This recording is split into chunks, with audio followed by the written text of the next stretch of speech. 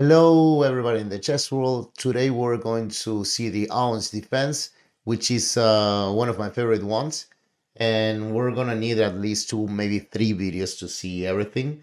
So, okay, before doing that, I want to briefly make a resume of everything that we're going to see. So you can see that if you don't know anything about this opening, it will be useful. But if you actually are even an expert on this opening, I think this is going to be useful. So to cover all of that really quickly. What are we talking about with the Owens defense?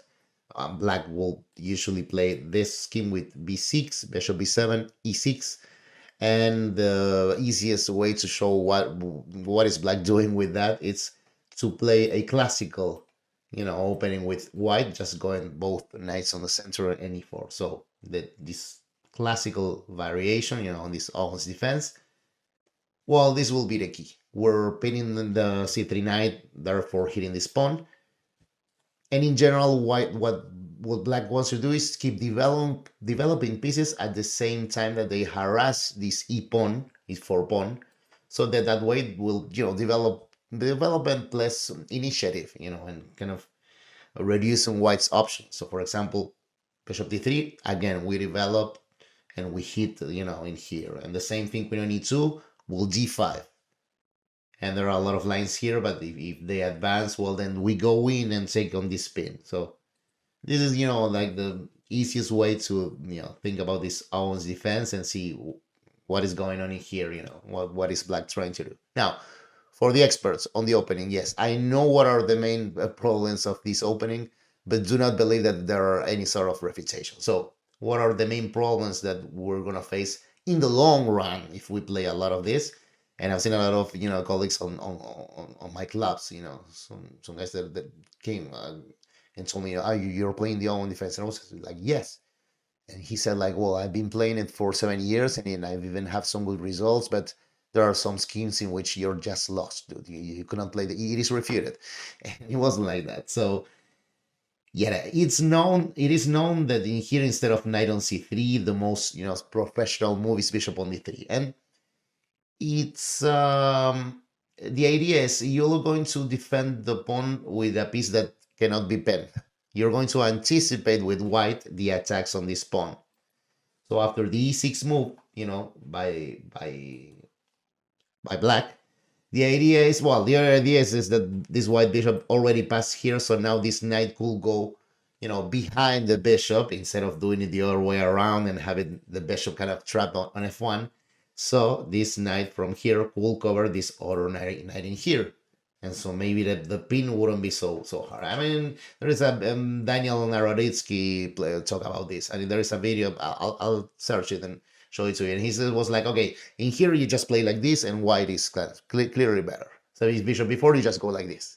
This is the same thing that my colleague told me. So yeah, this is one of the main problems that we face with black. What are we doing, after this line? And even another is in this same line, playing bishop on d3. It is known that knight on f3 is another complicated move. Well, we will see all of these lines through these videos, and you'll see that it doesn't matter which scheme white is going to choose. The Owens defense is a good opening. But okay, let us start from like as we said in the classical variation. This you'll face this a thousand times. I've even faced this a thousand times in rated tournaments. So this is the classical variation. White, it's playing a normal and correct chess, but they are allowing us to show our idea. And as I showed you before,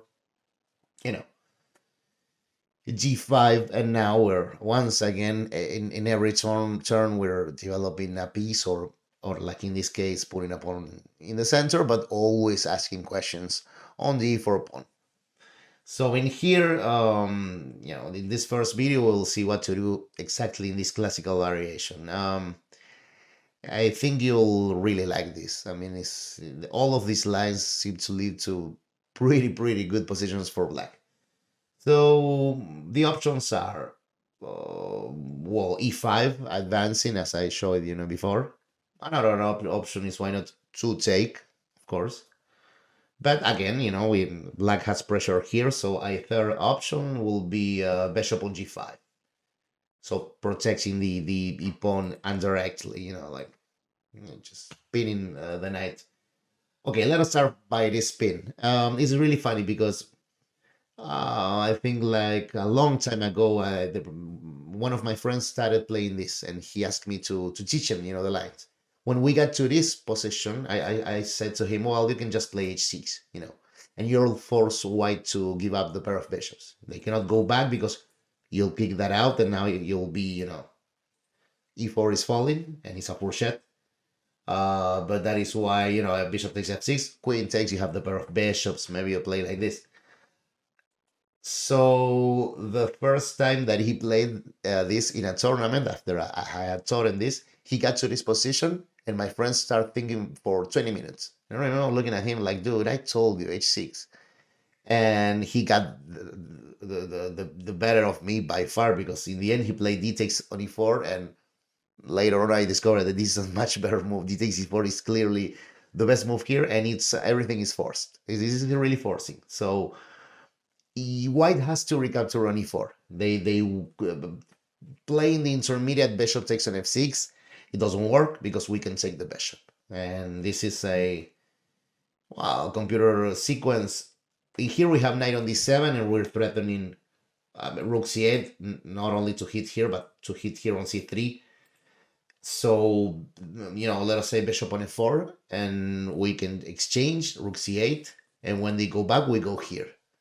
So finally king takes, knight on e4, and finally c3 is falling. For example, here we're totally fine with black.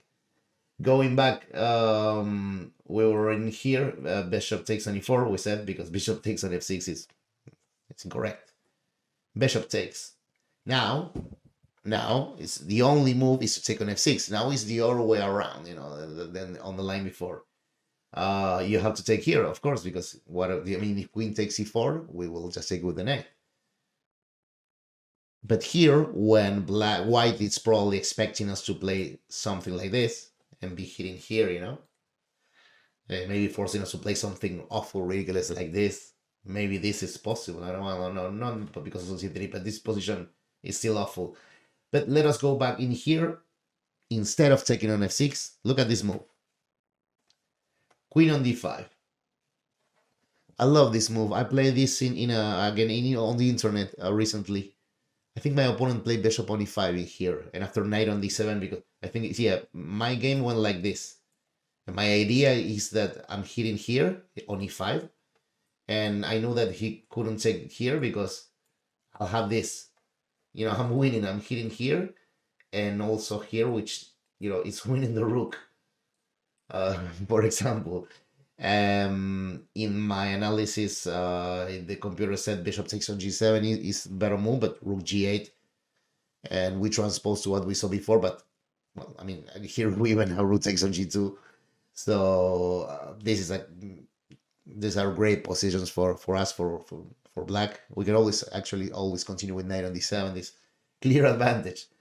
So again, in this position, now you know that for starters, bishop on g5, d takes e4, and it's guaranteed that will be better. So this move doesn't work, although it has been tried a lot of times. e5, the advance. Well, this is why I show you what I show you initially. We take the advantage to put this knight on the central outpost, and of course, you can never take this stuff. If the knight in here obviously pinned. And taking, this is ridiculous because in here, we're just kicking out this knight. Then we're going to take it here. That is, you can't play this. So bishop on d2 is the main line. In here, there are a lot of ways to play, but knight takes, queen takes, and c5 is the main move, main line. And look at this. In here, again, there are different plans for black. One of them is to play bishop. No, not here. Bishop on e6 is still not possible because there might be possible. Anyway, c4, which initially might look bad because we're closing it up. It's first of all forcing the light square bishop for white to go back. So now we can castle. We don't have any more of this tricks of bishop takes knight g5, queen on h3. in this position, if we castle, we're probably going to receive bishop takes on h7. So the first thing is that, and the second one is, well, actually black is not passive at all. I mean, here knight 92 is suggested, of course. White wants to rush, f4, f5, but we're doing the same on the other side. We're just going aiming for a5 and b4, also with contact. So you can see that even playing it in a little bit in a dull, obvious way, too passive for black, we get good positions. There's no problem. Going back now in here, this is a key moment. I just said, the logical bishop on e2. While the truth is that theory indicates this gambit for white. And this is one of the lines that some of the Owens player experts were afraid of. This is one of the critical lines, It has been proven that taking on c3 with the bishop first, it's not good. That by playing queen on e3, the knight has problems. But I don't know. You have the main line, which is obviously to take the other way around. And after rook on b1, knight c6 is the main line. Again, experience showed that we probably don't have time to be as ambitious as to play c5. We have the bishop is a little stranded on c3. We should develop. Knight on c6 is a good move.